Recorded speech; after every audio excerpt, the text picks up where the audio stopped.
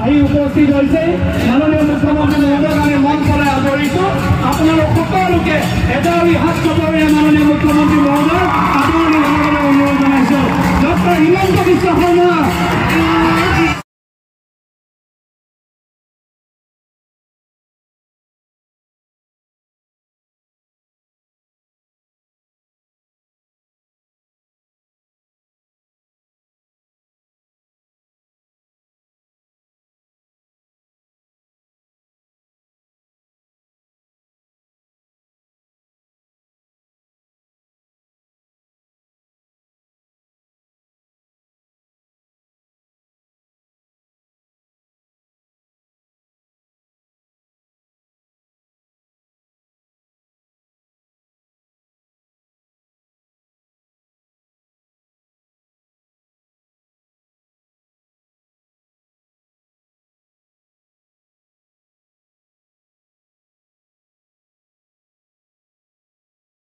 Narendra Modi BJP BJP AGP AGP एकदम আজি ধুনিয়া লাগিছে জাজি সকলোকে মই বহুত বহুত সেৱা জনাইছো আৰু বহাগ বিহুৰ বহুত বহুত উল্লেখ জনাইছো আজি আমাৰ সভাত উপস্থিত সন্মানীয় মন্ত্ৰী বিজুল হাজৰিকা ডাঙৰীয়া কোনজন শিৱসাগৰ পাইছে সকলো উপস্থিত থাকে দাদা ঠিক আছে আজি মই নিমন্ত্ৰণ জনাব শ্ৰদ্ধা ৰাইজ ইলেকশ্যন আছে 19 তাৰিখে এই ইলেকশ্যন ৰাজ্য চৰকাৰ ভঙা পতাৰ ইলেকশ্যন নহয় আপোনালোকে ভোট দি প্ৰদীপ হাজৰিকা ডাঙৰীয়াক বিধায়ক পাতিছে সুশান্ত বৰগোহাঁইক বিধায়ক পাতিছে ৰূপজ্যোতি কুৰ্মীক বিধায়ক পাতিছে আমাক বিধায়ক পাতিছে আৰু দিছপুৰত আমাৰ যিখন চৰকাৰ সেইখন 2026 চনলৈ আছে অৰ্থাৎ লোকসভা ইলেকশ্যনত যেতিয়া আমি ভোট দিম আমি মুখ্যমন্ত্ৰী নাপাতো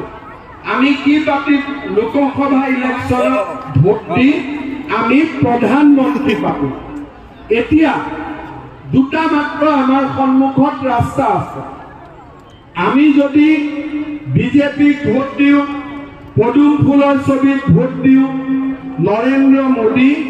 ভাৰতৰ প্ৰধানমন্ত্ৰী হ'ব আৰু যদি কোনোবাই ভুলতে হলেও হাতৰ ছবিত ভোট দিয়ে তেওঁ ৰাহুল গান্ধীৰ কাৰণে ভোট দিব এতিয়া আমি সকলোৱে বুজি পোৱা মানুহ বুজা মানুহ আপোনালোকে এবাৰ চিন্তা কৰক ভাৰতৰ প্ৰধানমন্ত্ৰী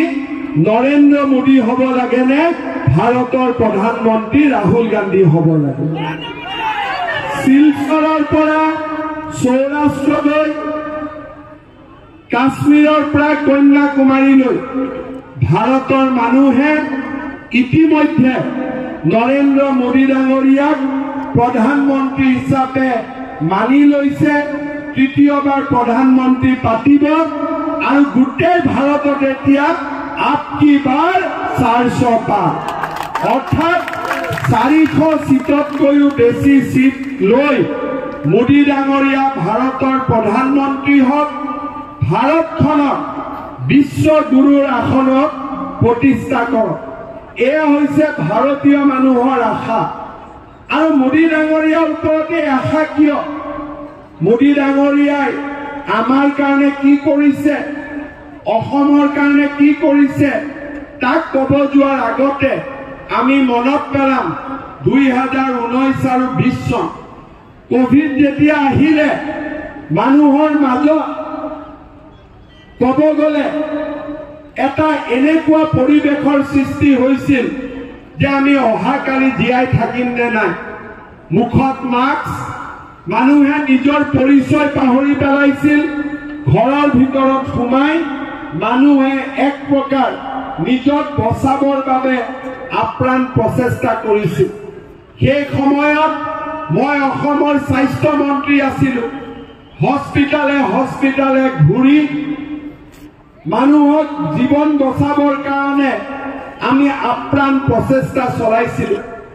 মই সদায় হস্পিটালত যাওঁ মৃতদেহ দেখা পাওঁ আনকি শ্মশানত মৃতদেহ জ্বলাবৰ কাৰণেও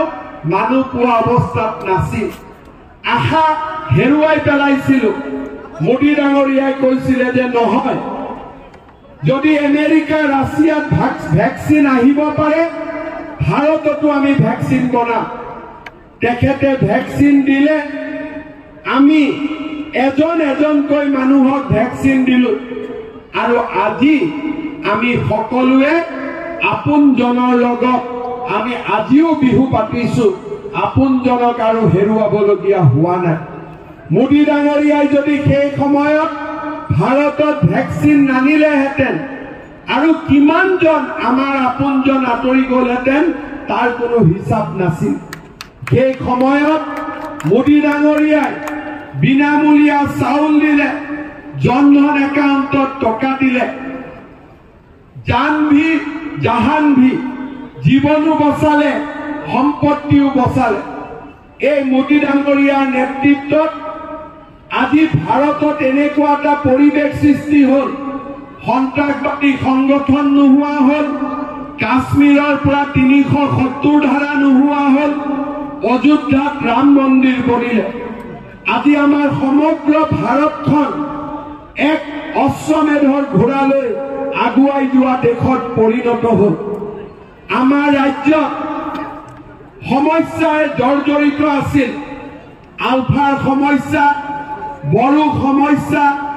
কাৰ্বি সমস্যা, অনগ্ৰসৰতাৰ সমস্যাৰে ভাৰাক্ৰান্ত আছিল আমাৰ ৰাজ্যখন।